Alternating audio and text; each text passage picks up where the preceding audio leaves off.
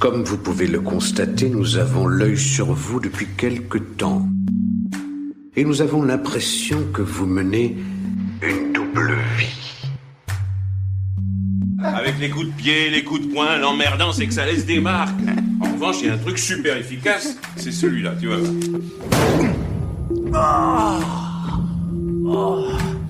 En dernier, la tête. Ça trouble beaucoup la victime. Elle ne sent plus... Ça suffit. Je vais te démonter. Allez, c'est parti. Je suis calé. Je lance les questions. Bonjour, je ne vais pas te demander comment tu vas. En général, tout le monde s'en fout, même celui ou celle qui répond. Allons donc à l'essentiel. Peux-tu te présenter, sans utiliser des clichés et autres formules flamboyantes mais creuses, merci? Tu as remarqué que ça tire à balles réelles ici, hein? N'aie pas peur, reste solide sur tes appuis et répliques. De toute façon, ça ne pourra pas être pire que de répondre à des sénatrices condescendantes au milieu d'une chapelle ayant le nom d'un homme politique que je suis assez vieux pour avoir connu. T'inquiète, je suis un faux méchant. Eh bien bonjour, je m'appelle Carmina. Je suis experte de pornographie. Je suis réalisatrice, productrice et actrice de pornographie alternative. Bon, ça en fait des casquettes. Ouais, expression de yeuve.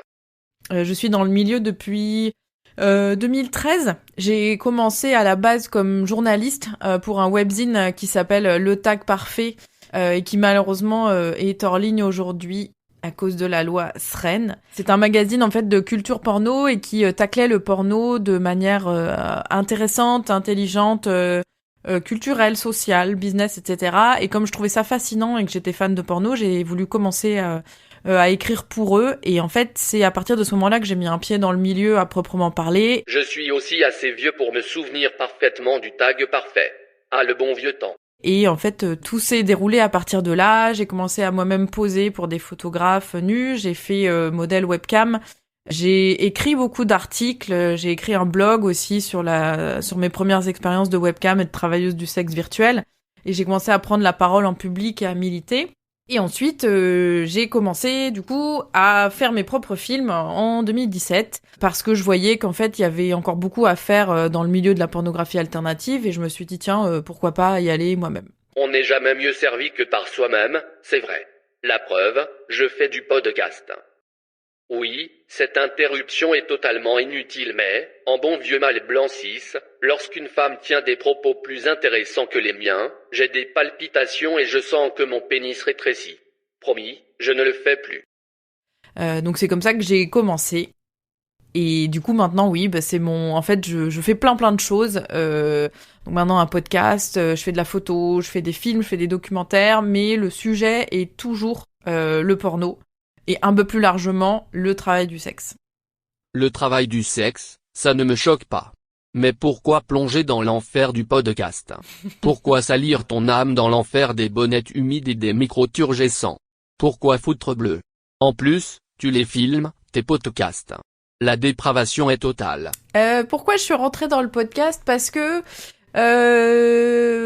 en fait en France ça marche bien. Ça fait un moment que j'ai envie de faire un podcast en fait et j'aurais dû me lancer il y a beaucoup plus longtemps. En fait, ça fait vraiment au moins 4 ou 5 ans, un peu plus même, que je veux faire un podcast qui parle de cul. J'avais été en pourparlers déjà avec une petite boîte de production de podcasts qui se lançait.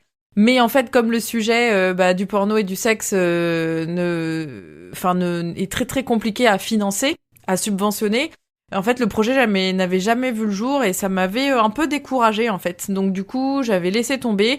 Et puis, un jour, je me suis dit, bon, en fait, il y a pas en France de podcast qui donne la parole aux personnes qui font du porno.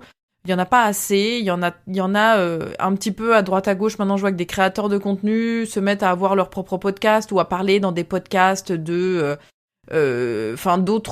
personnes ou d'influenceurs, etc. Mais moi, j'avais vraiment envie d'avoir un podcast qui soit vraiment dédié au porno, parler avec des gens qui font du porno et en parler un peu sérieusement et que ce soit pas juste un podcast de la rigolade. Démonétisé, c'est un peu le grand échiquier du porn, si je comprends bien. Le grand échiquier. Vous pouvez cocher une case de plus dans mon bingo de la vieillesse.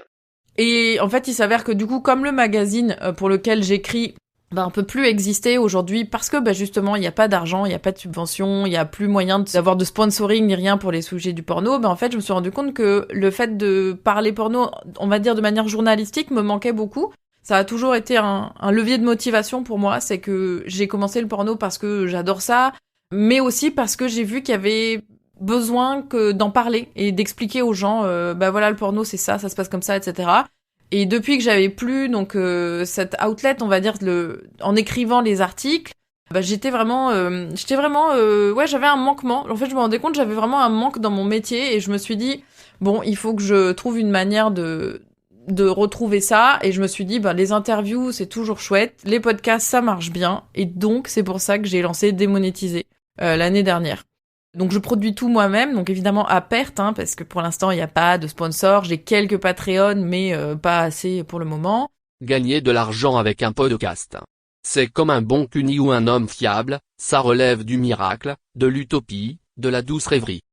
Et pourquoi je le filme, en fait, c'est très simple, c'est parce que j'avais besoin aussi de visibilité sur les réseaux sociaux. Je me suis dit, si j'ai envie que ça marche, il faut que ce soit aussi visible sur les réseaux sociaux. Sachant qu'en plus, comme c'est quand même du porno, ça veut dire que pas mal des personnes que je reçois sont des acteurs, des actrices qui sont super beaux, super sexy. Et on va pas se mentir, je me suis dit, bon, si c'est filmé, ce sera quand même vachement plus sympa. Et ça sera plus simple aussi pour faire sa promo sur Instagram et sur TikTok. Voilà ce que j'aime, l'honnêteté. Par contre, tu donnes aussi la raison pour laquelle je ne filme pas mon podcast. Me filmer, c'est le freak show assuré. On va éviter, je suis misanthrope mais j'ai assez de limites dans la détestation de mes congénères pour ne pas leur imposer une perte de points de santé mentale. Et aussi, j'avais envie qu'on puisse voir les personnes qui font du porno dans un contexte un peu plus sérieux et un peu plus détendu. Et je me suis dit, oui, si on filme, c'est quand même vachement plus intéressant de voir une actrice porno habillée en train de parler avec sérieux de son travail, de son métier, des challenges, des ups and downs, etc., etc. Voilà, tu sais tout. Foutre bleu. Comme tu t'avances. Avant de dire cela, attends le reste de l'interview. Tu utilises des studios d'enregistrement pour ton podcast, tu as évoqué des refus quand ils ont appris le sujet. Si tu veux les balancer, ne te gêne pas. Ici, on n'aime pas les tartuffes. Ouais, tartuffe, ça fait plus classe que bâtard. Bourdieu serait fier. Alors en fait, j'ai pas eu de refus en tant que tel de studio de podcast, c'est-à-dire qu'ils n'acceptaient pas de me recevoir. Par contre, ce que j'ai remarqué qui est vraiment très très pénible, c'est que, je sais pas si vous connaissez un peu là, il y a tout le milieu du podcast. En fait, ils ont tous leur chaîne Instagram où ils montent leur décor, ils montent leur studio, etc.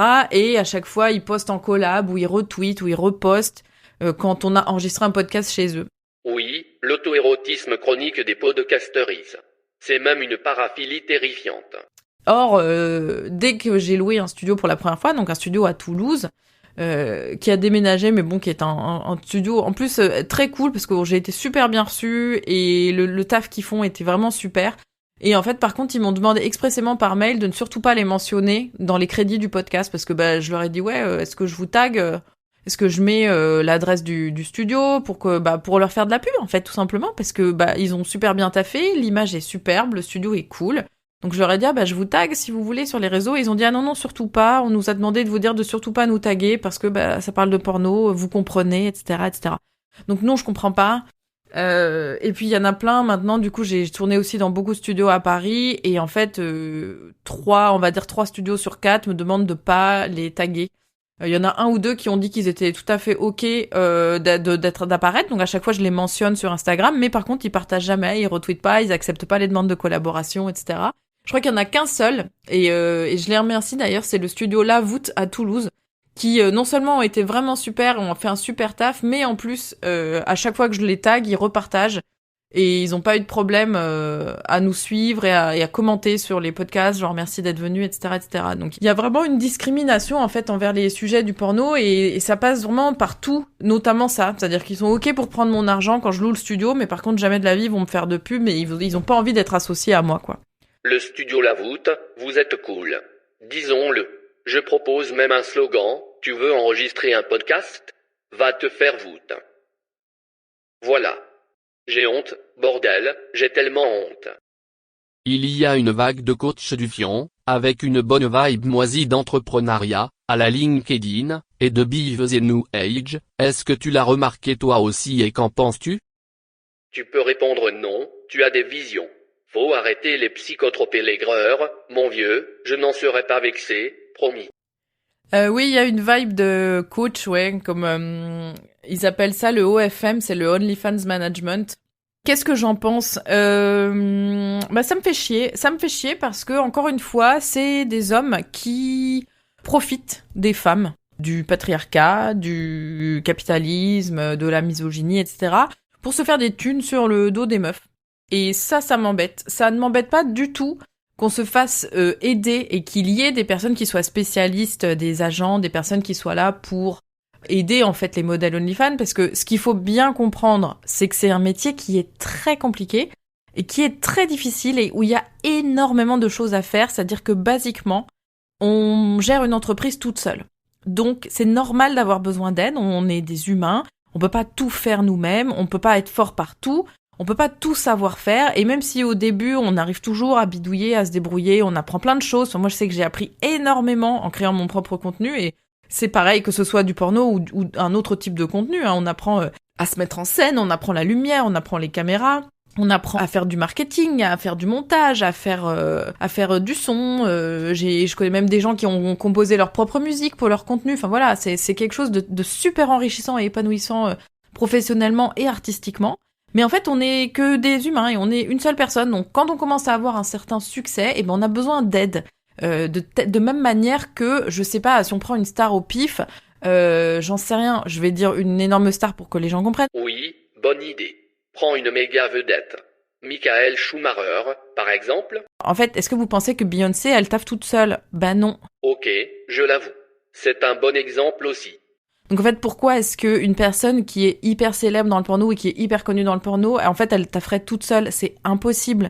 Donc oui, il faut des assistants, il faut des personnes qui soient là pour aider à filmer, pour aider à faire du montage, pour aider peut-être à faire de la retouche photo, pour aider aux réseaux sociaux, parce que c'est un travail de malade, les réseaux sociaux. Donc oui, on a besoin d'aide, on a besoin de collègues. Et c'est pour ça que j'ai créé, moi, mon propre studio de production, parce que je me suis dit, je vais avoir besoin d'aide et je dois pouvoir payer les gens pour qu'ils m'aident. Comment ça? Payer les gens? C'est pas très podcast spirit. Seigneur, serais-tu une gauchiste? Donc j'ai une entreprise, en fait, pas parce que j'ai envie de me faire de l'argent, parce que spoiler, je m'en fais pas, mais parce que je me dis, si demain j'ai besoin d'un assistant de prod, si demain j'ai besoin d'un community manager, en fait, je peux légalement les payer et les embaucher. Légalement, et payer, dans une interview qui parle de podcast et d'entrepreneuriat.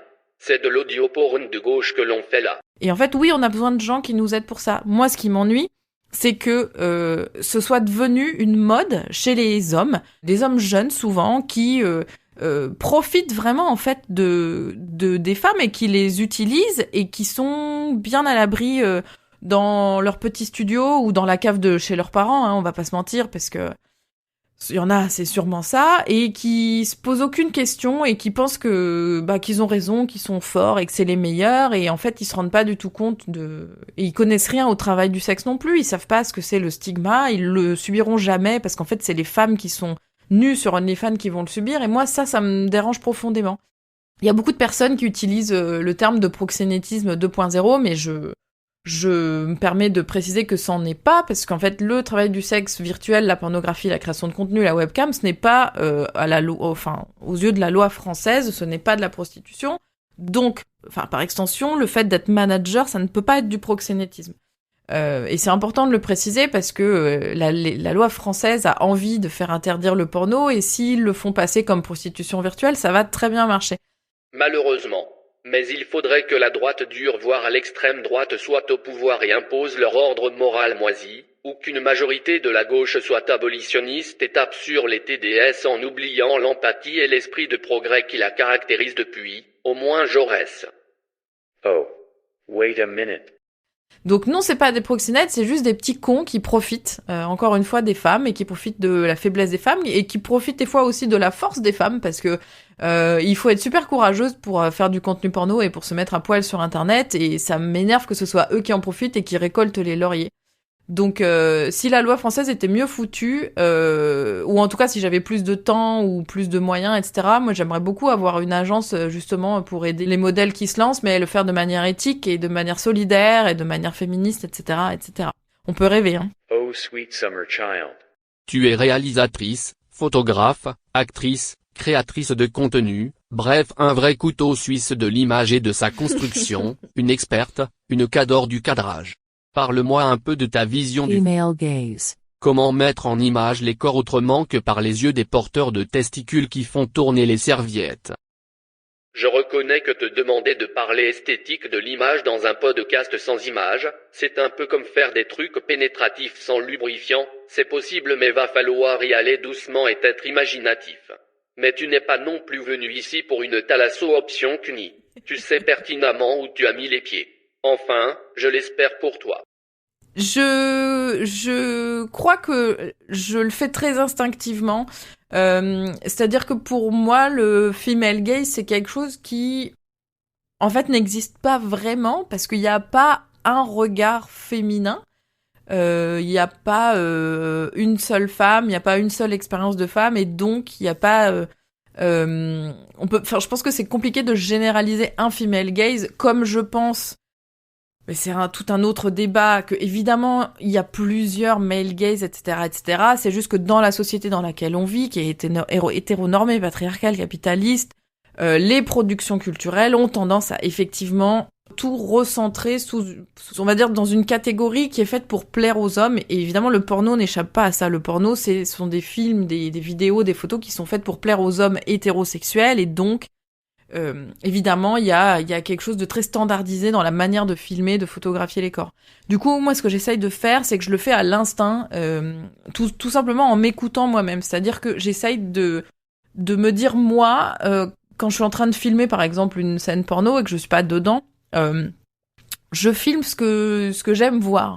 Donc, je m'écoute aussi. C'est-à-dire que là, par exemple, si je vais tourner avec, je sais pas, avec quelqu'un qui a des belles mains, ben peut-être que je vais filmer les mains, parce que les mains qui attrapent la peau, c'est beau, parce que les mains, s'il y a un petit peu de, je sais pas, par exemple, de jeu avec les doigts et la bouche, c'est très joli aussi à filmer. Et donc, plutôt que de faire uniquement des gros plans gynécologiques, je vais aussi faire des gros plans sur d'autres choses, sur les yeux, sur les souffles, sur les courbes du visage, je sais pas, sur des petits détails de peau, et sur la lingerie aussi, parce que la lingerie, c'est superbe. Donc en fait, quand on a une personne qui a de la très belle lingerie, ça peut être aussi très chouette de filmer ça. Les regards, les souffles aussi, parce que les souffles, ça se voit, ça s'entend, c'est chouette à montrer. En fait, j'essaye juste de filmer ce que j'aime voir, ce qui m'excite.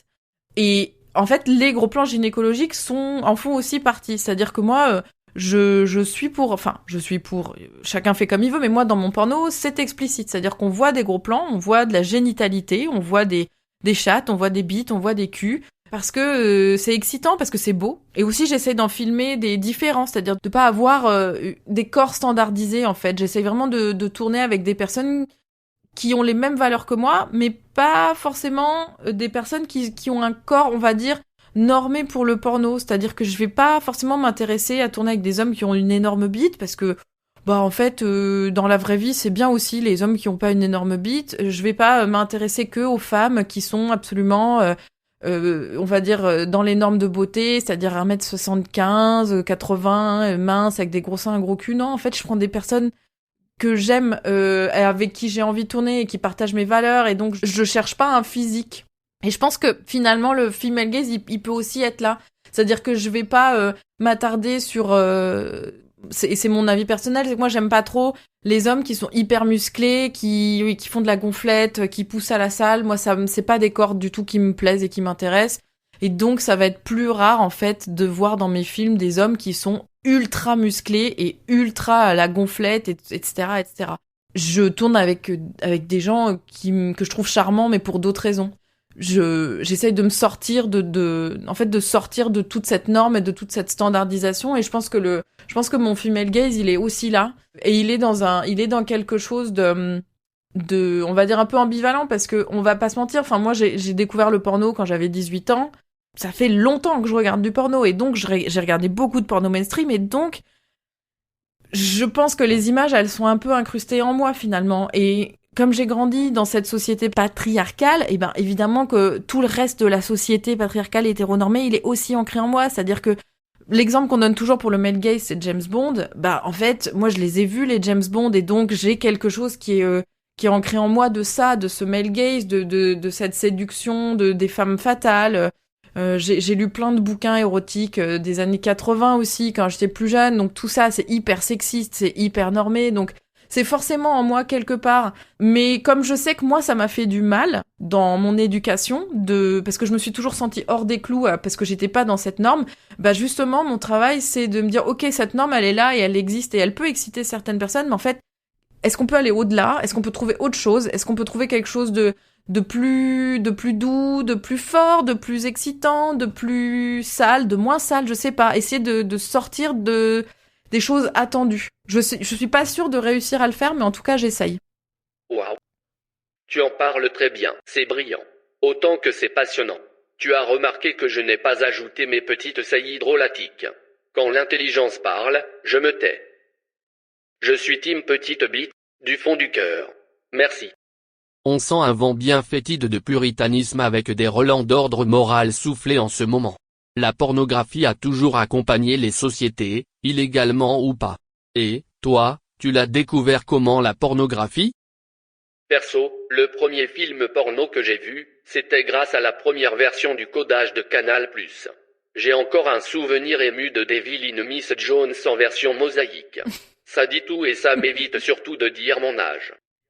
Devil in Miss Jones, ouais, pas mal, bonne ref. Moi aussi, j'ai découvert le porno de Canal, mais pas sur Canal directement parce que moi, mes parents, ils avaient pas les sous pour avoir Canal à l'époque, donc on n'avait pas Canal parce que c'était cher à l'époque. Enfin, j'avais l'impression moi un peu que Canal c'était un peu pour les gens, un peu les intellectuels, les riches, tu vois. C'était la même chose ici. Canal+ était un signe extérieur de richesse, pas les moyens. Et non pas que mes parents ne soient pas des intellectuels, mais en tout cas, ils avaient pas envie de mettre des thunes dans une chaîne pour regarder du cinéma. Donc on n'a pas eu Canal+ tout de suite. Et même si on l'avait, enfin c'était la télé du salon, donc je pouvais pas descendre à 00h30 le samedi pour mater un film, c'était cramé quoi. Donc c'était pas possible. Donc en fait, et puis aussi sans vouloir dire mon âge non plus, moi quand j'étais ado, il y avait pas internet, ça n'existait pas tout simplement. Donc j'ai pas découvert le porno très tôt. Alors le porno, j'entends le porno, on va dire les films porno, parce que j'avais déjà vu des choses un petit peu érotiques, les choses qui pouvaient passer sur M6 le soir, ou sur les chaînes un petit peu, voilà, vers 23h, mais c'était ce qu'on appelait avec mes potes des films de tête, parce qu'en fait on voyait que des têtes, contrairement aux films de cul où on voyait des culs. Donc je regardais les films de tête sur M6 et tout ça, et j'avais vu des petites choses un peu érotiques, avec voilà, des seins, un peu des fesses, ou de la lingerie, des choses très, très sensuelles comme ça.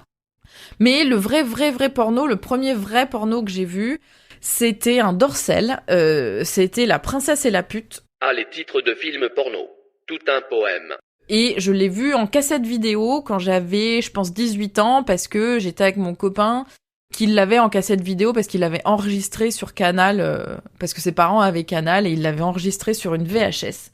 Et un jour, il m'a dit, ouais, tu veux qu'on regarde un film et tout? Et j'étais là, genre, bah, grave. Et donc, je me souviens comme si c'était hier. Et donc, la première scène que j'ai vue, c'est une scène lesbienne entre Laure Sinclair et Coralie Trinity. Donc, le film, il date de 96. Et là où, par contre, je suis vraiment trop heureuse, c'est que, il y a quelques années, je suis allée visiter Dorcel. Je m'avais invité pour je sais plus quoi. Une interview, je crois, un truc comme ça. Et en fait, on a parlé de ça, on a parlé du fait que mon premier film, c'était ça. Et du coup, Dorcel m'ont envoyé l'affiche du film, une vraie belle affiche officielle du film, dédicacée par Marc Dorcel. Et du coup, j'ai ça chez moi, et franchement, c'est une de mes archives que j'aime le plus, quoi. Moi, j'ai une photo dédicacée d'Alain Minck. No kink shaming, s'il vous plaît, merci. Et en fait, comme ça m'a immédiatement fasciné ce film, après donc à l'époque je louais des VHS et des DVD de porno, parce que là du coup j'étais étudiante, donc je louais mes petites cassettes vidéo et mes petits DVD, etc. Puis après, on a commencé à avoir l'internet, on va dire, à plus haut débit, et donc là, oui, après j'ai commencé à regarder du porno sur internet, mais les tubes, c'est 2006. Moi, en 2006, j'avais déjà découvert le porno, et je le consommais par d'autres manières. J'allais sur des sites, soit des sites payants, ou sinon, je louais les DVD, ou j'achetais les magazines avec les DVD dessus. Donc ouais, ça fait une paire d'années que je regarde du porno maintenant. Du haut de ton grand âge et des tonnes de sagesse accumulées à ce jour, que dirais-tu à cette Carmina qui commence à consommer de la pornographie? Je lui dirais... En fait, t'as envie d'être à la place des personnes qui sont à l'écran. Et tu crois que tu peux pas parce que tu te trouves pas assez belle, ou tu te trouves trop grosse, ou tu te trouves pas assez grande, ou pas assez blanche, ou pas assez mince, ou pas des assez gros seins, ou je sais pas quoi. Mais en fait, c'est des conneries. Et vraiment, si t'as envie de faire du porno, fais-en. Et attends pas 15 ans, ou plus d'ailleurs. Enfin, oui, attends pas 15 ans pour en faire, alors que tu pourrais en faire maintenant, et que peut-être ça te rendrait plus heureuse, et que peut-être que du coup tu serais plus précurseur que ce que t'as été. Et ouais, je crois que c'est ça que je lui dirais. Je lui dirais, écoute-toi, en fait, si t'as envie de faire du porno, fais-en, parce que de toute façon, qu'est-ce qui va se passer? Enfin, qu'est-ce qui peut se passer de pire? Oui, être cramé dans mon secteur d'origine, mais vraiment je détestais mon métier. Quand j'avais 22-23 ans, je bossais dans des trucs qui me faisaient chier. Qu'en fait, j'aurais mieux fait de faire du porno tout de suite, comme ça j'aurais peut-être eu une carrière qui a plus décollé, ou peut-être que j'aurais fait plus de choses, j'aurais plus d'expérience à l'âge que j'ai, j'aurais pas recommencé de zéro quand j'avais 30 piges, donc en fait, ouais, je pense que je lui dirais d'arrêter de complexer et de foncer, quoi. Tu as témoigné devant le Sénat pour une commission. Tu as dit, je résume, on existe, on est des pros, et on veut des droits, pas de la condescendance et du misérabilisme. Tu penses que si les TDS étaient majoritairement des hommes, les droits seraient déjà acquis depuis longtemps? D'ailleurs, les TDS sont-elles majoritairement des femmes? Oui, si les TDS étaient majoritairement des hommes, ça fait longtemps qu'on aurait des droits, oui, je pense. En fait, si les hommes subissaient autant de stigmas que ce que les femmes subissent dans la société, et notamment dans le fait d'être travailleuses du sexe, oui, bien sûr que ça fait longtemps que les choses seraient réglées. Je pense que ce sont les femmes qui sont le plus visibles dans ces métiers. C'est assez compliqué de savoir exactement le nombre de personnes qui font du porno, surtout aujourd'hui, parce que comme tout le monde, j'exagère, mais beaucoup de gens ont un OnlyFans. Il y a pas trop moyen de savoir actuellement combien il y a de acteurs, actrices porno, combien il y a de créatrices de contenu adulte. Le TDS en ligne serait-il la forme moderne du leitmotiv du punk? Do it yourself. Mais ce qui est certain, c'est que ce sont les femmes qui sont le plus visibles et qui en souffrent le plus, en tout cas, qui souffrent le plus du stigma. Parce que même en 2026, on a encore ce truc de ah putain, le gars il est acteur porno, quel beau gosse, incroyable, comment il pécho, c'est fou, le mec c'est un cador et tout. Et toi par contre, quand t'es une meuf et que tu fais du porno, bah vraiment t'es qu'un trou, un garage à bite, etc., etc. Enfin bon voilà, je pourrais dire 1000 gros mots et 1000 insanités que j'ai déjà entendues. Et ça, c'est insupportable, quoi. Parce que le vrai problème dans le fait de faire du porno, c'est pas le fait de faire du porno. On adore notre métier. La plupart des gens qui sont dans le métier adorent ça. On s'éclate, on rigole, on crée des choses, on fait plaisir aux gens et tout. Mais par contre, le regard des autres sur nous, le regard de la société, le stigma, ça c'est horrible. C'est ça qui fait souffrir le plus, en fait. C'est vraiment ça qui est très compliqué. C'est aussi à cause de ça, je pense qu'effectivement, on n'a pas de droit, parce que on est considérés comme des sous-merdes dans la société, comme des gens qui n'ont pas voix au chapitre, comme des personnes connes aussi. On n'est pas considérés comme des personnes intelligentes, ou en tout cas capables de réfléchir, douées de réflexion. On nous nie tout, en fait. On nie notre consentement, notre libre arbitre, notre intelligence. Et en fait, on nous donne effectivement pas de droit. Ou en tout cas pas assez, et en plus on essaye de les réduire de plus en plus. Ce que tu décris ressemble foutrement à un lumpenprolétariat de l'ère du capitalisme de l'Internet et des données. Un prolétariat marginalisé mais dépendant de l'économie formelle pour vivre. Spéciale dédicace à la professeure de marxisme, Madeleine Rousset. Parce que là, avec toutes les lois qui sont en train de passer, ouais, c'est en train de... Enfin, on est en train de revenir à des trucs où vraiment, moi je suis allée au Sénat en 2022, je crois que c'était, ou 2023. J'ai un collègue qui y allait encore il y a pas longtemps, parce que là, leur nouvelle idée, c'est d'interdire le contenu personnalisé sur OnlyFans, parce que ce serait de la prostitution virtuelle, parce que du coup c'est le client qui paye pour une demande spéciale, et je suis là... est-ce que vraiment ils ont pas autre chose à foutre? Vraiment, hein. Je sais pas, regardez la situation politique dans laquelle on est nationalement et mondialement, est-ce qu'ils ont pas autre chose à foutre que de gérer ça?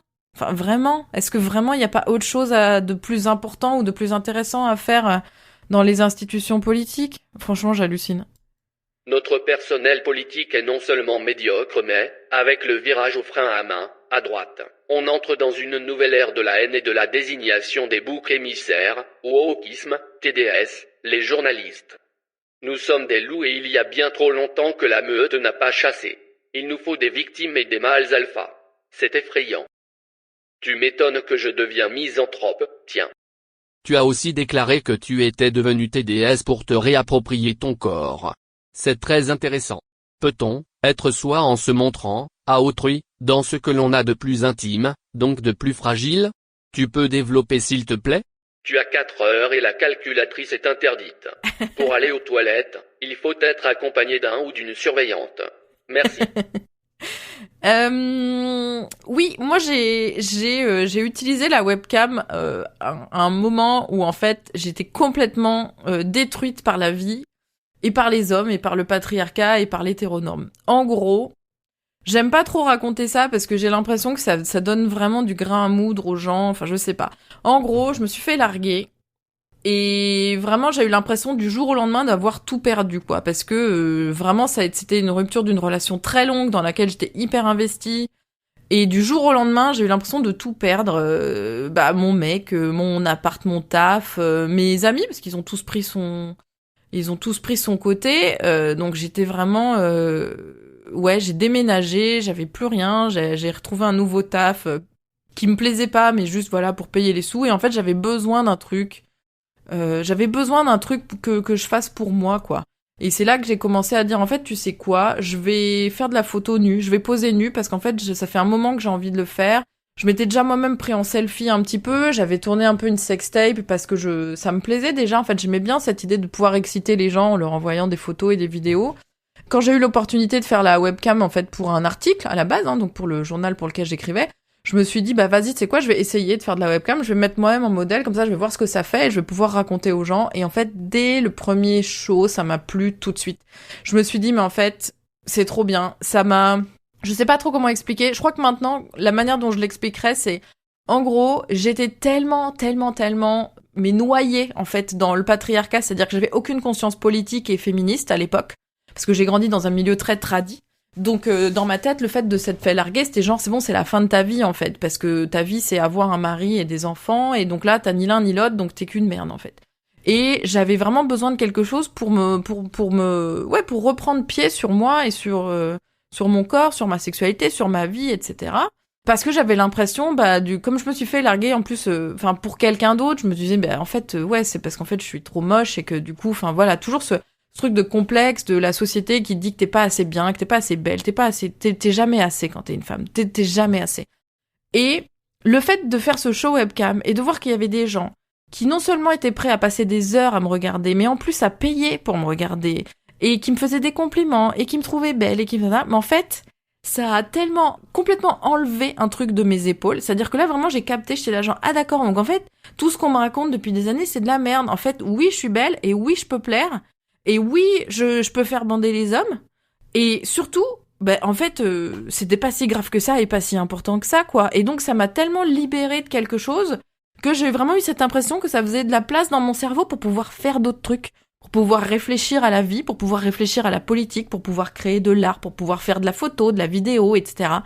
Et ça, c'est un truc qu'on répétera jamais assez, c'est qu'en fait, on a besoin du féminisme, parce que le patriarcat et les injonctions qu'on fait aux femmes, aux tresses du sexe, etc., c'est pour nous empêcher de vivre, pour nous empêcher d'avoir le temps de réfléchir, en fait. On nous dit, fais-toi les ongles, et on se dit, au moins, pendant qu'elles se font les ongles, elles ont pas le temps de réfléchir à faire la révolution, parce qu'en fait, on devrait être en train de faire la révolution, vu comment on est trop maltraité dans ce monde. Donc, d'être passé par la case porno, en fait, ça m'a fait sauter dans la case, en fait, c'est quoi? En fait, je suis belle, je suis bonne. En plus, je sais que je suis intelligente, y a pas de problème. Et je vois que je fais bander les hommes. Et en plus, franchement, une fois que t'as fait bander un homme, t'es là genre, oui, cool, what's new, tu vois? Qu'est-ce qu'on peut faire d'autre maintenant? Donc vraiment, ça m'a libéré complètement la tête de tous ces complexes, de tous ces trucs. Et grâce à ça, maintenant, je peux faire des choses. Je peux réfléchir et créer et faire la révolution et militer. Donc je suis très contente. Tu peux vraiment. Ce que je viens d'entendre fait partie des discours féministes les plus puissants que j'ai pu lire ou entendre. De mon point de vue de vieux mâle blanc cis, bien évidemment. Tu évoques souvent tes origines mexicaines. À part ta connaissance de la tequila et du mezcal, Je l'ai lu dans un billet de ton blog, celui où tu as chopé le beau gosse du cinéma. Oui, j'ai stalké, c'est une maison sérieuse ici. elles ont eu quelles influences dans ta personnalité, ta construction, voire dans ton regard de créatrice d'images qui bouge plus ou moins? Ouais, je crois que ça joue beaucoup mes origines mexicaines et je crois que malheureusement, je les honore pas encore assez. Je suis très française parce qu'en fait, j'habite en France depuis très longtemps. Je suis née à Mexico, mais j'habite en France depuis très longtemps et ma famille au Mexique me dit toujours que je suis très française, très européenne et ça me rend un peu triste parce que moi, j'ai pas envie, j'ai envie aussi que les gens ils sachent que je suis mexicaine, etc. Donc, j'essaye de le revendiquer, j'essaye de me rapprocher de ma culture le plus possible, ce qui est très difficile, hein, parce que bah voilà, j'habite en France, j'habite en Europe. Le Mexique c'est loin et c'est cher d'y aller, donc j'essaie de me rapprocher de ma culture comme je peux, et je pense que mine de rien, le fait de m'être rapproché du porno queer, ça m'a aussi aidé à reprendre pied en fait avec ma double nationalité et avec ma culture.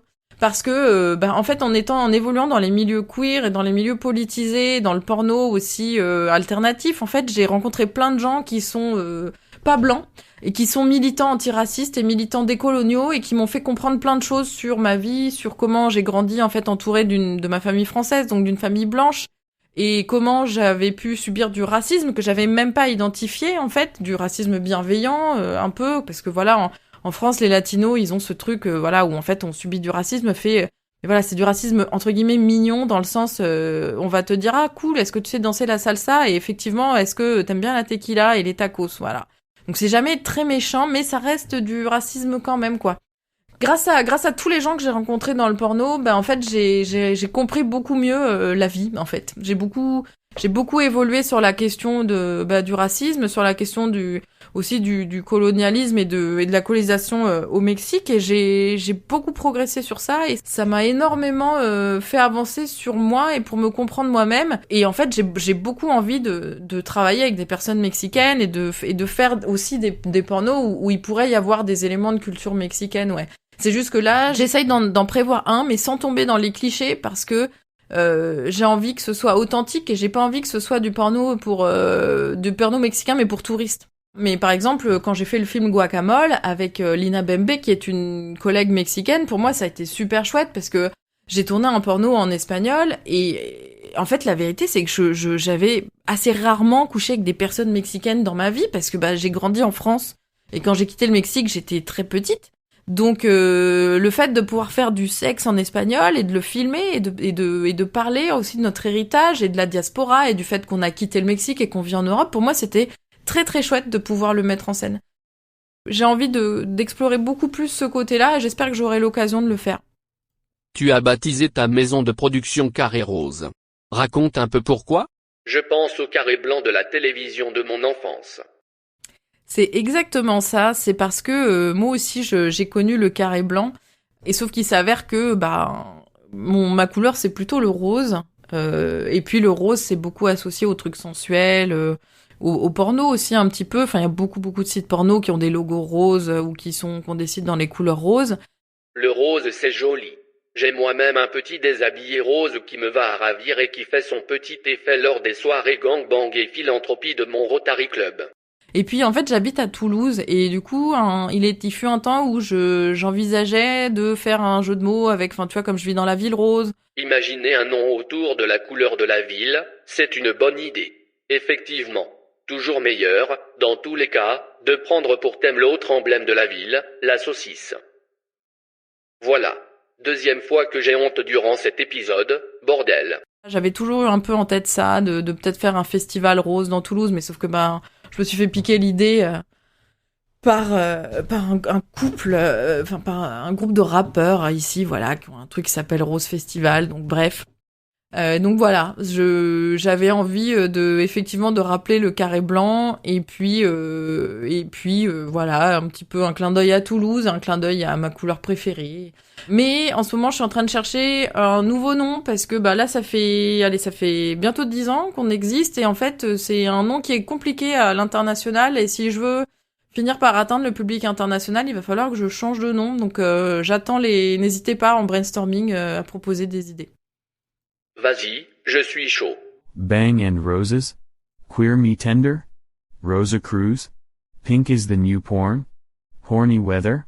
Pink Me. C'est cadeau. Le porno inclusif et féministe, ça fonctionne en France? Ça fonctionne pas plus en France qu'ailleurs, si peut-être un peu moins en France qu'ailleurs d'ailleurs. Ça fonctionne, mais c'est compliqué parce que les gens ont du mal à se tourner vers ça. Parce que les gens pensent, comme aujourd'hui, en fait, tu sais, on est prisonnier des algorithmes, on est prisonnier de ce qu'on nous sert, il y a plus de trop de curiosité, en fait, culturelle et artistique, et donc, les gens ont du mal à se tourner vers des médias qu'ils connaissent peu. Ils prennent ce qu'on leur sert, quoi. Donc, tu tapes porno dans Google et tu regardes ce qui sort. Et donc, les gens ont un peu de mal à se sortir de ça, ce que je peux comprendre, évidemment. Mais du coup, ça marche, mais pas assez. Heureusement, ça commence à être bien connu maintenant, c'est-à-dire que les gens savent qu'il y a du porno différent, du porno féministe alternatif, mais ils vont pas forcément le chercher, et surtout, ils vont pas forcément le payer à cause des tubes qui existent depuis maintenant 20 ans, donc ça veut dire qu'on a toute une génération de personnes qui est née alors que les tubes existaient déjà. Et qui sont en âge de consommer du porno maintenant, ben en fait toutes ces personnes-là, elles ont été, elles connaissent que le porno gratuit, et donc c'est un peu plus compliqué de faire payer aux gens un truc qu'ils ont toujours eu gratuit. Alors que en fait le porno c'est du cinéma, c'est du divertissement, donc il y a aucune raison que ce soit gratuit. La chance qu'on a, c'est que depuis le Covid et qu'il y a eu donc la grosse percée d'OnlyFans, les gens ont compris qu'en fait c'était aussi cool de s'abonner à des créateurs qu'ils aiment bien, et que finalement en fait tu peux lâcher 5 balles, 10 balles pour du porno, qu'en fait c'est ok parce que tu vas avoir un truc qui te plaît plus, ou qui va être plus personnalisé, ou qui va plus te correspondre. Donc en France, les gens ont un peu plus de mal parce qu'ils ont pas trop la culture du pourboire, comme il peut y avoir avec les strip clubs aux États-Unis par exemple. Et du coup, ouais, ils ont un peu de mal à lâcher les sous, mais ça commence à rentrer doucement, on va dire. Titre de ma sextape. Waouh. J'ai ri. Merci. Tu as appelé ton podcast démonétisé, c'est bien, tu es lucide. Je t'offre ici un espace de liberté, un lieu de catharsis, tu peux dire tous les mots interdits. Vas-y, lâche-toi. Et après avoir balancé ta bordée de termes plus ou moins fleuris façon capitaine Haddock, donne-moi, s'il te plaît, ta vision de l'avenir du TDS en ligne. Les algorithmes sont-ils vos prédateurs naturels? Bite, chat, couille, gangbang, pénétration, chat, ah non, je l'ai déjà dit. Bon, de toute façon, beaucoup de chat, il faut beaucoup de chat. Pipe, lécher, sucer, gland, je sais pas. Porno, le porno c'est super, le sexe, sexualité, LGBT, les gens LGBT, Fait chaud là, non? Voilà, c'est à peu près tous les trucs qui sont interdits et je sais effectivement qu'on va être démonétisé, hein. Je veux dire, le podcast, le nom, c'est assez imposé, c'est imposé de lui-même, parce que de toute façon, je vois pas dans quel monde je vais pouvoir monétiser un podcast déjà qui parle de sexe pendant 1 heure, et surtout qui parle de porno entre gens qui font du porno. Et parce qu'en fait, ça aussi, c'est un truc qui est assez rageant. C'est que souvent, il va y avoir des podcasts où les gens parlent de porno, mais eux-mêmes ne sont pas des sex workers, ne sont pas des travailleurs du sexe, ne sont pas des acteurs porno, et eux, par contre, on les sponsorise. Et ça, c'est très très énervant. Je vois très bien de quoi tu parles. Et bien sûr, ces podcasts ne donneront pas un peu d'argent aux ayants droit du film X utilisé. Évidemment. Ça, c'est, je pense, le truc qui m'énerve encore plus, c'est quand je vois, genre, vraiment des célébrités parler de porno, genre s'encanailler parce qu'ils ont parlé de porno, ou faire un petit podcast où vas-y, on va regarder un porno ensemble et on va parler de porno. Et en fait, eux, ils ont des thunes et ça m'énerve, ça rend fou, parce qu'en fait, dès que t'es toi-même une travailleuse du sexe, en fait, ton avis compte pas, on te file pas de sous, on te file rien du tout, donc ça me rend un peu fou, ouais, j'avoue. C'était quoi la question? C'est est-ce qu'on est prisonnier des algorithmes parce qu'ils sont nos prédateurs? Alors oui, on est complètement prisonnier des algorithmes, surtout depuis qu'il y a OnlyFans, en fait, parce que OnlyFans, c'est une page directe vers la personne, mais ça veut dire aussi que c'est pas un site où il y a un catalogue, comme Pornhub par exemple. C'est-à-dire que si tu mets une vidéo sur Pornhub, les gens ils peuvent tomber par hasard sur ta vidéo, ça peut arriver. Ou en cherchant, je sais pas, si tu fais une vidéo de gangbang, bah si les gens ils cherchent des gangbangs, peut-être ils vont tomber sur ta vidéo. Sauf qu'en fait, OnlyFans, si tu ne fais pas ta propre promo et que tu ne répètes pas aux gens 43 fois par jour que t'as un OnlyFans, bah en fait ils vont jamais tomber sur ta page et ils vont jamais trouver ta page. Et donc, il faut que tu fasses ta promo. Et donc, il faut que tu ailles sur les réseaux sociaux. Et donc, il faut que tu fasses face, ça fait 2 fois face, aux algorithmes. Et là, c'est la merde. Parce qu'en fait, les algorithmes, ils censurent tout ce qui parle de cul, tout ce qui parle de porno, tout ce qui parle de gens LGBT, tout ce qui parle de sexualité, etc., etc. Donc ça veut dire que pour survivre, on est obligé de faire des énormes dingueries pour pouvoir se montrer et se mettre en avant. Par exemple, au hasard, je dis un truc qui est super controversé exprès, mais quand il y a eu les défis de Bonnie Blue, par exemple, pourquoi elle fait ça, Bonnie Blue ? Parce qu'en fait, c'est pour faire du buzz et pour se montrer. Et ça marche très bien. Et donc, je suis trop contente pour elle. J'espère qu'elle est méga riche, parce que elle a vraiment trouvé une solution pour dépasser les algorithmes, en fait, parce que ça fait tellement le buzz, ça fait tellement rager les gens que ça marche.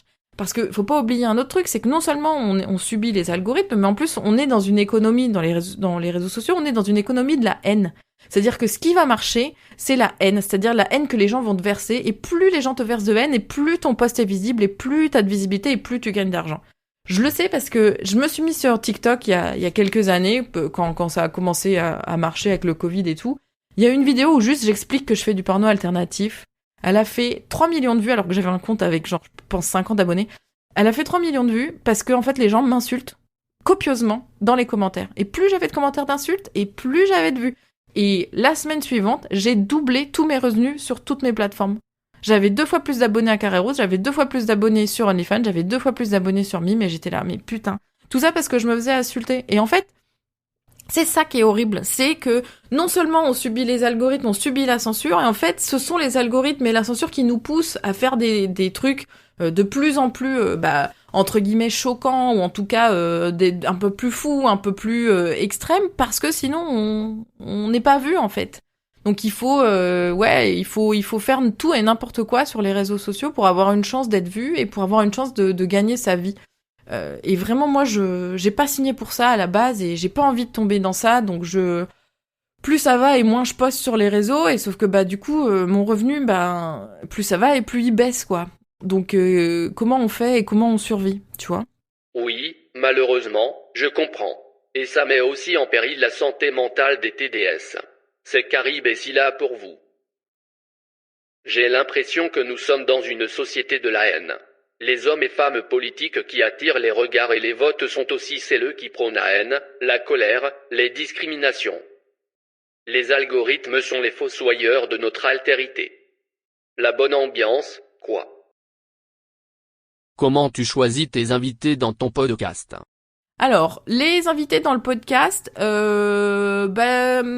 j'ai un peu pris des potes, parce qu'au départ je me suis dit, je vais prendre des gens qui vont être d'accord, qui vont dire oui, parce que tu sais, tu pars de rien avec un podcast. Certains partent même de rien pour aboutir à leur point de départ.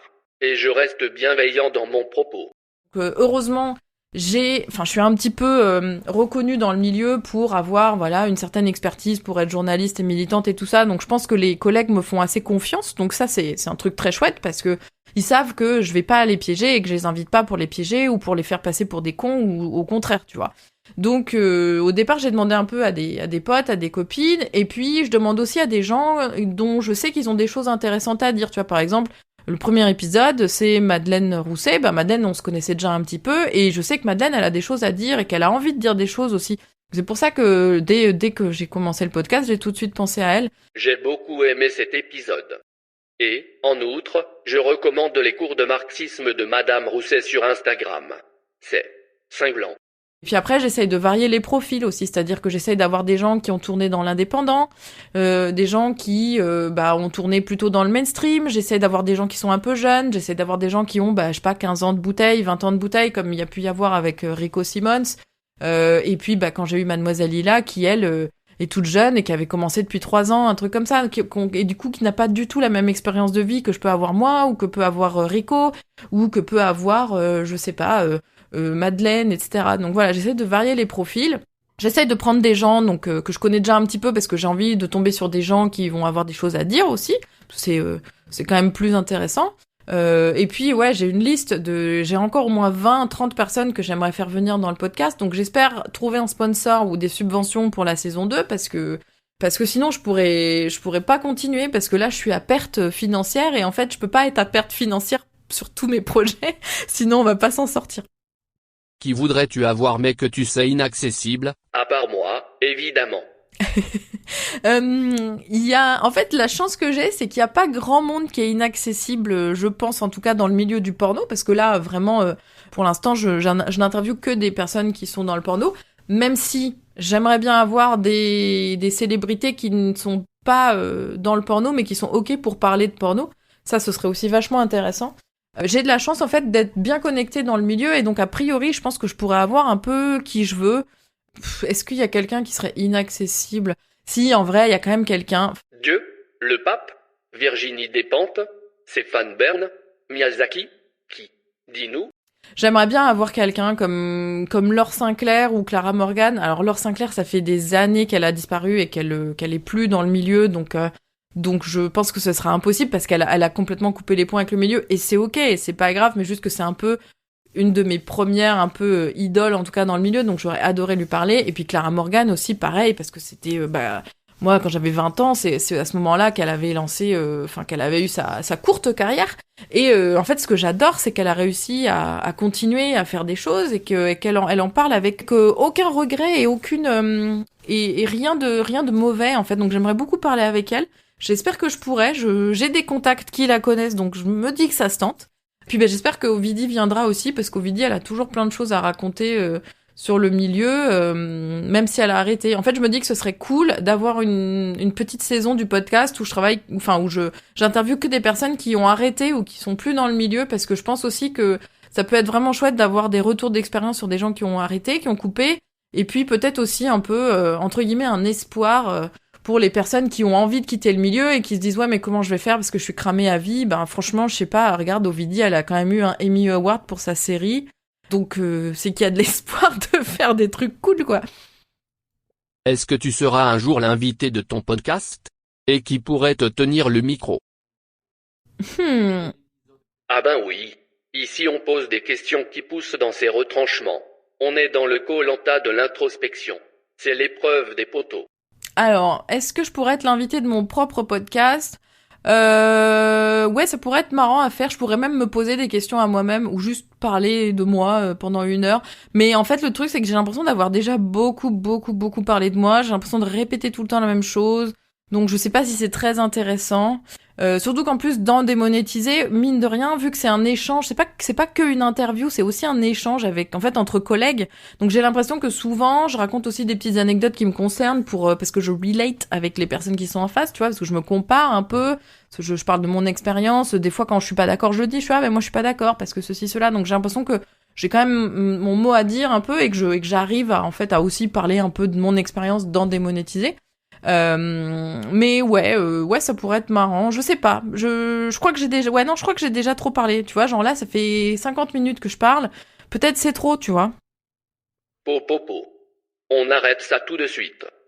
Depuis le début, je suis suspendu à tes lèvres. C'est passionnant. Au-delà de la pertinence et de l'intelligence du propos, c'est la profonde humanité qui émane de tes réponses qui m'impressionne. J'apprends en t'écoutant, et j'en suis heureux. Alors on ne s'autodénigre pas. Si tu veux te flageller, pas de souci. Mais pas ici, Madame Ceresa del Cruz. Tu n'as pas mon consentement. Quel épisode préfères-tu? Essuies-tu des refus pour venir parler dans ton micro, et pourquoi?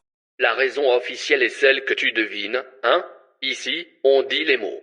De toute façon personne n'écoute. Tu verrais les statistiques, c'est en deçà de la demi-molle. Quel épisode je préfère actuellement? J'ai beaucoup aimé celui avec Charlie, live show, parce que la conversation était méga fluide, parce que je pense qu'on a à peu près le même âge, on a à peu près commencé en même temps. Oh oui. En plus, son podcast est très bien. Celui avec Prune, je me souviens qu'on a aussi beaucoup rigolé. Je pense qu'en fait ça marche bien quand il y a une certaine complicité entre moi et la personne, et je pense que c'est aussi pour ça que c'est intéressant que j'interviewe des potes, des collègues que je connais déjà un peu, parce que j'ai l'impression que le courant passe un peu mieux en fait, et on arrive plus facilement à se lâcher. Sinon ça reste un petit peu scolaire. Comme pareil avec Rico Simons, mais en fait il connaît tellement, il a eu tellement d'expérience, et je suis tellement jalouse de toute son expérience et de tout ce qu'il a fait que j'avais 1000 choses à lui dire, ça aurait pu durer 3 heures. Mais je pense qu'en fait quand je connais un peu les gens, il y a une meilleure complicité, et c'est un peu plus fun, on va dire. Et sinon, est-ce que j'ai déjà essuyé des refus? Oui, parce qu'en fait il y a des personnes qui ont pas envie de s'exposer en France. Enfin, je sais que par exemple il y a une créatrice de contenu française qui fait beaucoup son business, on va dire, à l'étranger, dans les pays plutôt anglo-saxons, et qui est pas out auprès de sa famille, tu vois, par exemple. Donc en fait, si jamais c'est repris, parce qu'en plus comme j'ai cette sale tendance à beaucoup militer et à beaucoup ouvrir ma gueule dans la presse, ben du coup, tu vois, des fois il y a la presse qui parle de mes projets et c'est un peu dangereux parce que bah si t'es pas, tu vois, si ta famille est pas au courant que tu fais du porno et que bah demain il y a un article dans je sais pas quel média sur moi et qu'il y a un gros screenshot du podcast où t'es dedans, bon bah c'est un peu voilà. Donc les gens savent aussi que s'ils me disent oui, c'est potentiellement un truc qui peut être vu beaucoup ou longtemps, etc. Et donc il y a des personnes voilà qui ont pas envie de se montrer dans un média français. Et d'autres personnes qui se sentent pas à l'aise de prendre la parole, en fait. Et ça me rend triste parce que je pense qu'il y a toujours moyen de parler et de raconter son expérience. Mais effectivement, ouais, je comprends si on n'est pas à l'aise, mais ça m'embête parce que je suis sûre que j'arriverai à les mettre à l'aise quand même. Mais je respecte la décision, donc du coup, je demande une fois et si les gens disent non, ben, du coup, tant pis, j'insiste pas. Qu'est-ce que tu penses des podcasts érotiques pornographiques? La voix, est-ce un organe sexuel monétisable? J'en ai écouté pour voir. De mon point de vue, il y en a peu qui échappent au ridicule ou au plus lourd du Male gaze. On peut se sentir sale par les oreilles, ils m'auront au moins appris ça. C'est truc. Ouais, c'est vrai qu'il y en a beaucoup. Bah, c'est ce que je disais, hein, c'est qu'il y en a beaucoup qui correspondent au male gaze et qui, ouais, quand c'est du récit, bon, c'est difficile de faire du bon contenu érotique parce que t'as vite fait de répéter la même chose ou de devoir utiliser des euphémismes pour dire, tu vois, la bite, tu vois. Donc il faut toujours utiliser 1000 mots différents pour pas répéter tout le temps la même chose et ouais, ça peut être vite ridicule, ouais. Mais si c'est bien fait, si c'est un peu naturel, un peu chouette, je suis chaud. J'aimais beaucoup le porno audio avant. J'aimais bien écouter des trucs. Puis surtout, moi, par exemple, enfin, tu vois, comme je disais tout à l'heure, c'est que j'ai grandi avant Internet. Ben, j'aimais bien le phone sex, quand on se faisait du sexe au téléphone. Tu sais qu'on se téléphonait pour faire du sexe. Allez, musique.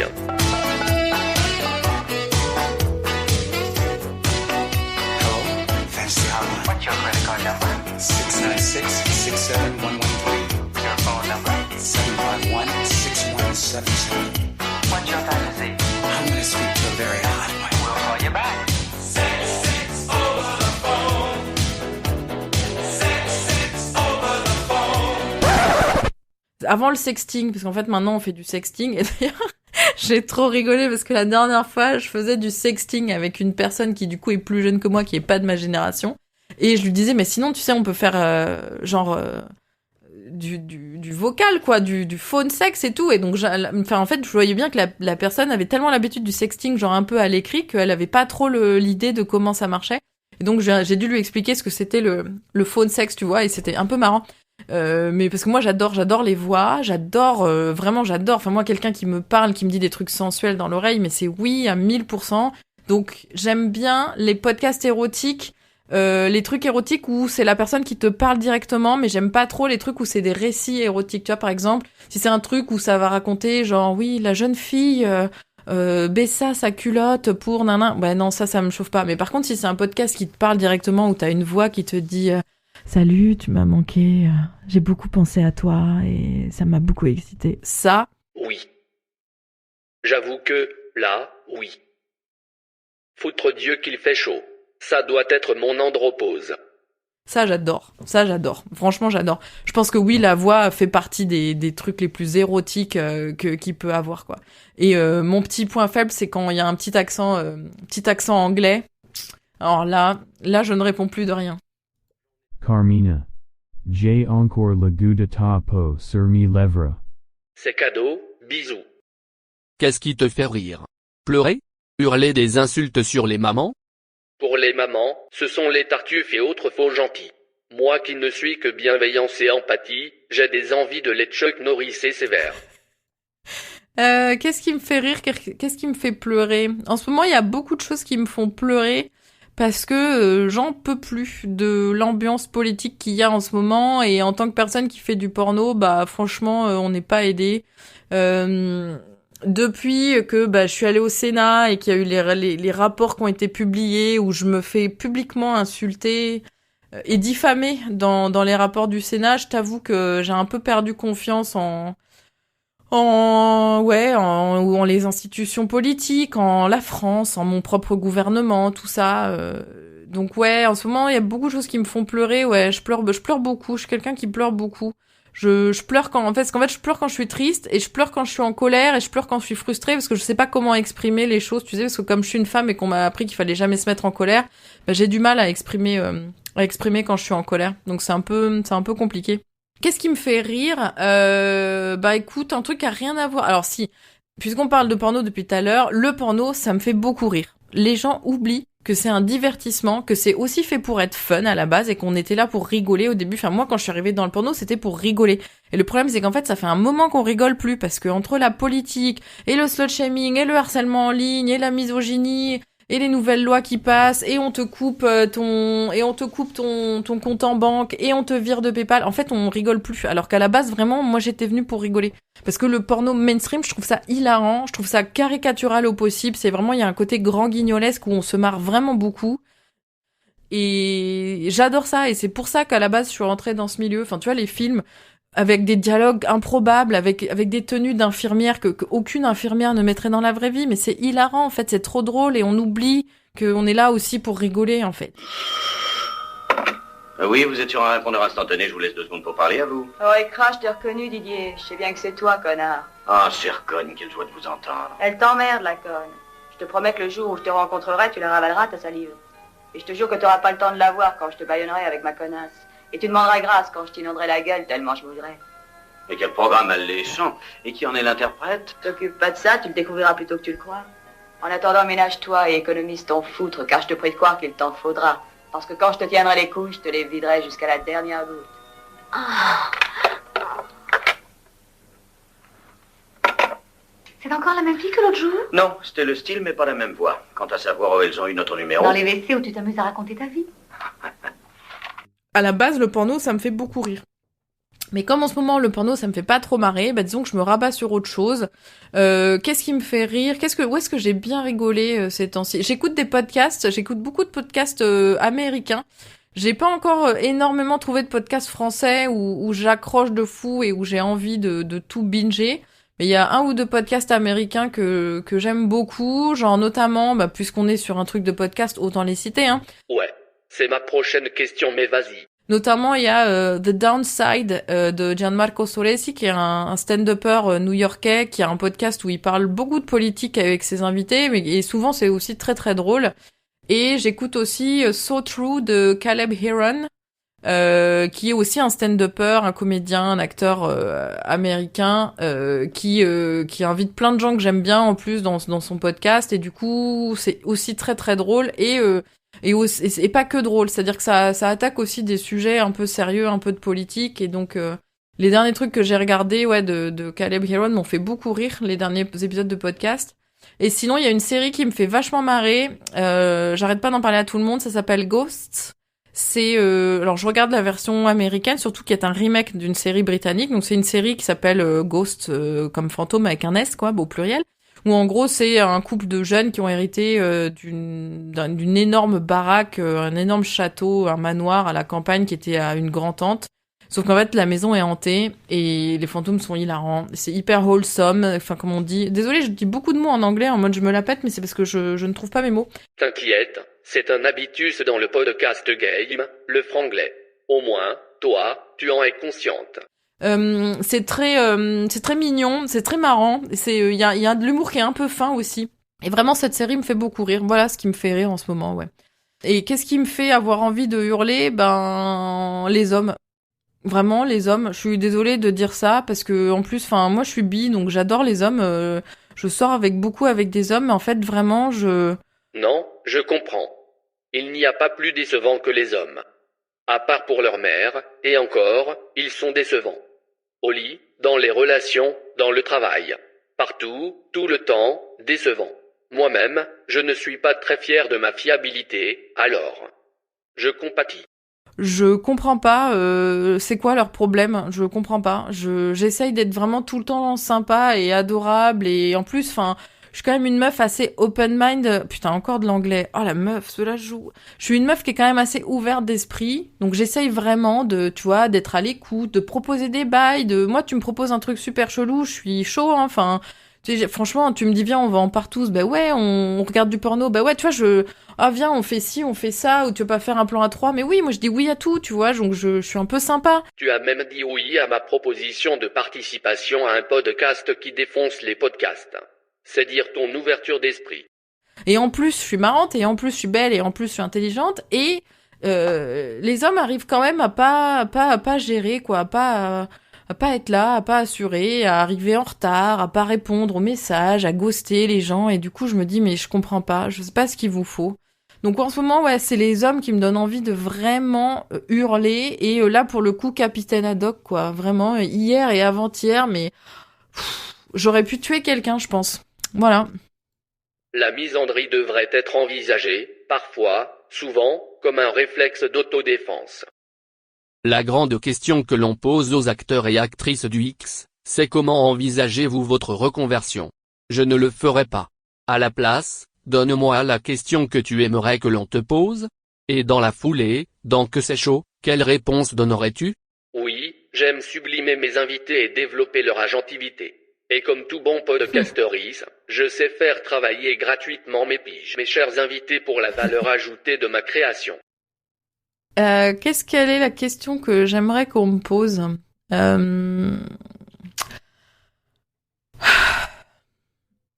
Est-ce qu'on peut t'aider? J'aimerais bien qu'on me pose cette question. Genre, que les gens sur Internet, ils me posent la question, est-ce que ça va et est-ce qu'on peut t'aider et si oui, comment, tu vois? Parce que j'ai l'impression que les gens, ils s'imaginent que genre tout roule pour moi et que c'est la fête du slip parce que ouais, j'ai mon studio de porno et j'ai mon podcast et nanana tout ça, mais en fait non, c'est une galère de tous les instants. Donc j'aimerais qu'on me pose la question, est-ce que ça va et est-ce qu'on peut t'aider? À laquelle je répondrais, alors non, ça va pas trop parce que vraiment c'est très dur ce métier, c'est très dur de se faire voir, c'est très dur de se faire entendre, c'est très dur de produire du contenu parce qu'il y a pas d'argent, parce qu'on veut pas m'en donner, parce que je parle de sujets, de porno, de travail du sexe, de militance d'une manière bienveillante, parce que oui, si je faisais un documentaire contre le porno, bah oui, là bien sûr on me donnerait des subventions, pas de problème. Mais le fait que je veuille parler du milieu de manière neutre, / bienveillante / positive, bah non, ça leur va pas. Donc en fait, on me donne pas d'argent pour m'aider à faire des films alors que tous les films reçoivent des subventions. Enfin, je veux dire le CNC, le Centre du cinéma, en fait, ils subventionnent plein de boîtes de prod, mais en fait, t'as pas le droit de proposer du porno pour être subventionné, alors qu'en fait, bah c'est aussi du cinéma et qu'en plus moi le porno que j'essaye de faire, c'est un porno qui est un peu tu vois, un peu inclusif, etc. Et donc qui politiquement est vachement intéressant, mais on me donne pas de thunes, on me donne pas de subventions.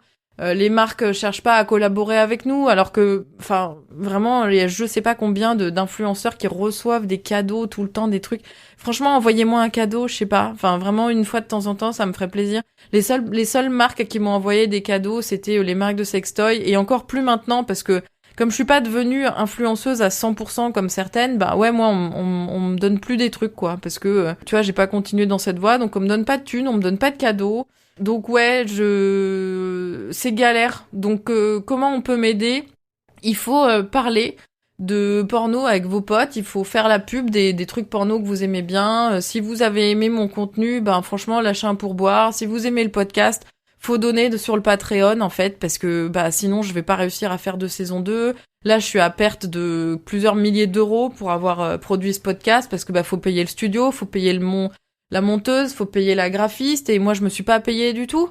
Je viens de finir un documentaire qui va être vraiment génial et dont je suis très fière, et qui parle de militantisme, de travail du sexe, de photographie, d'art, de female gaze, de tout ce qu'on veut. Et pareil, je me suis pas payée sur ce projet, et sauf qu'en fait, ben là, on est le 30 du mois bientôt, et il faut que je paye mon loyer, et en fait, avec quoi je le paye? Ma boîte est pas rentable, mes projets me rapportent pas de thunes, et à chaque fois, je donne mon temps gratos pour militer, donc à la question est-ce que ça va, je répondrais plutôt non.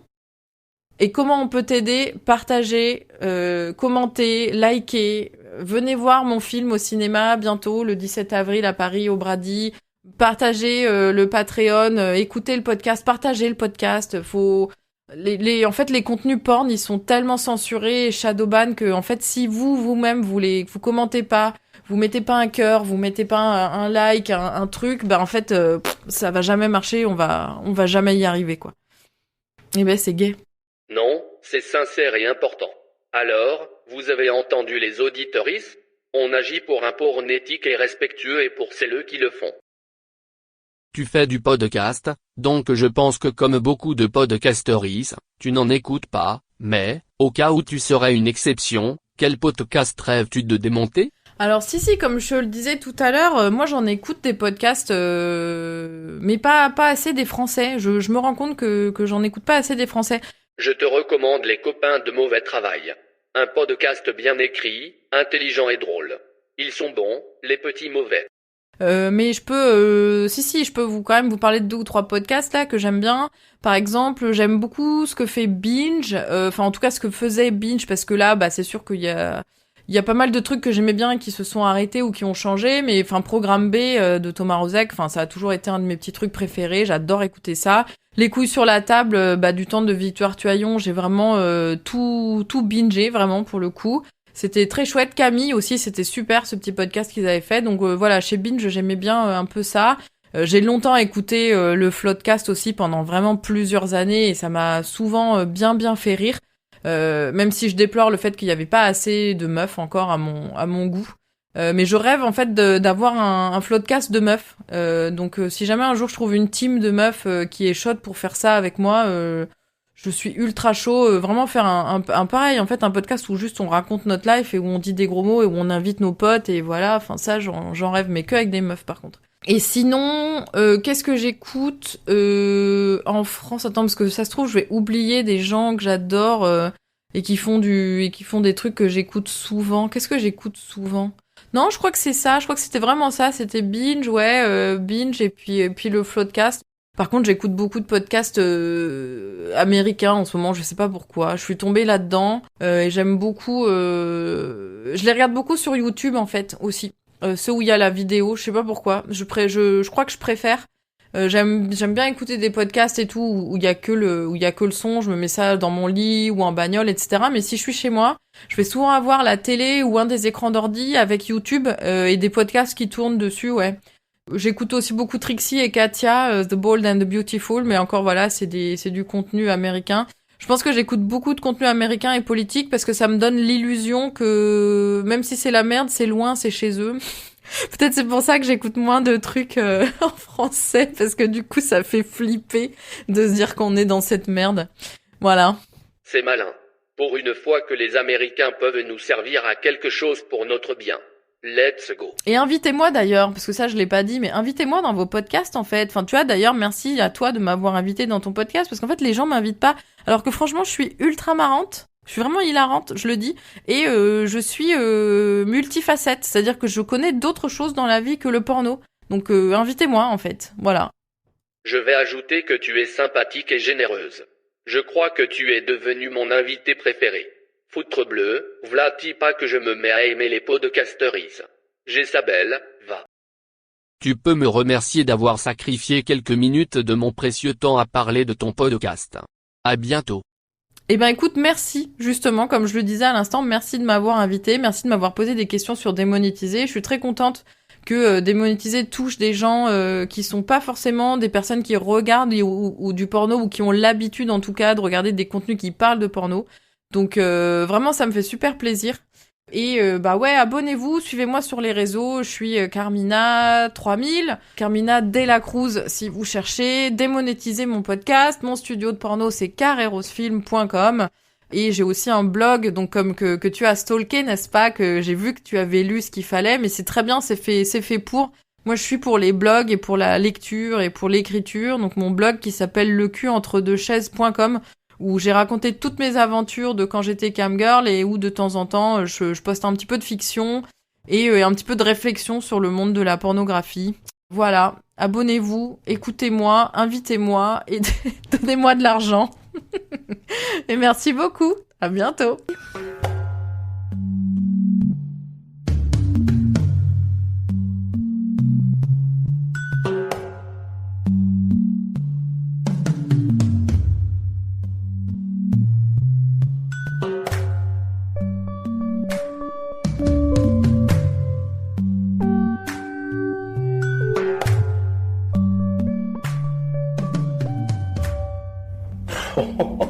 N'y pense même pas, je suis bien trop rapide pour toi. Bang!